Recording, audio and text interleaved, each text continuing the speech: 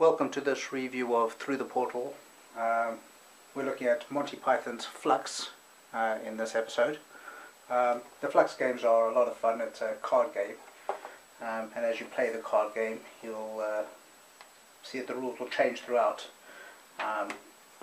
The basic rule is written on your first card, your basic rule card, and this starts the game. And the rule's very simple at this stage. It's draw one card and play one card per round. Now, as you go through the pack, you'll see that different cards will actually change your amount of cards in your hand, as well as victory conditions. At the moment, there is no victory condition out, and you'll see how that develops as we play through a couple of sample hands here. The rules are very easy to follow, well written. So, first you start with 3 cards.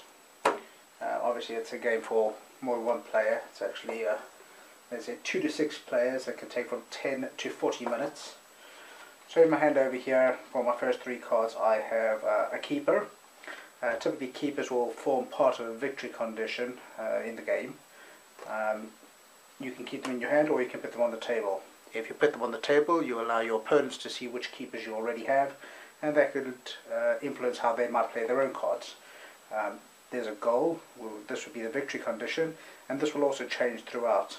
You can play a goal at any time. And over here we have a creeper. A creeper is normally a negative effect. You have to play it on the table straight away.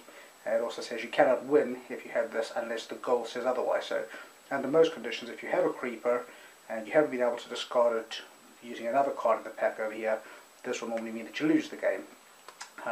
You also have to play it as soon as you receive it. So you put that on the table, which also means other players will know that. So I'll top my hand up to 3 now.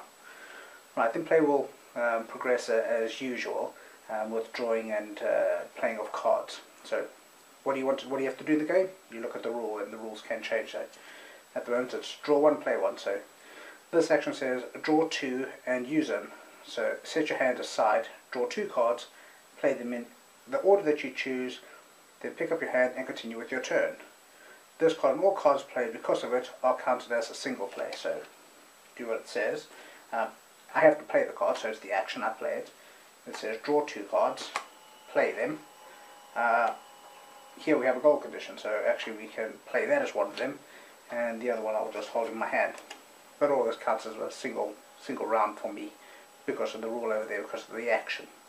So here you have the goal, which is the victory condition, the rule, and the action that's just been played.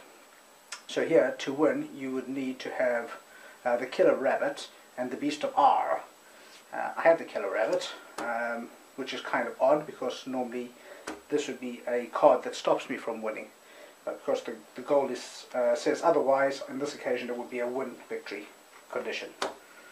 So what we do is we play through the cards. Here's a new rule, for example. It says draw 5 cards per turn. So instead of the normal draw 1, you draw 5. So we'll play that as our next round. And 1. Oh, look, there we have the legendary black beast of R.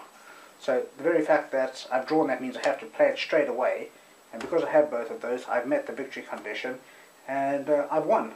As simple as that. The game uses a lot of Monty Python movie quotes and humour.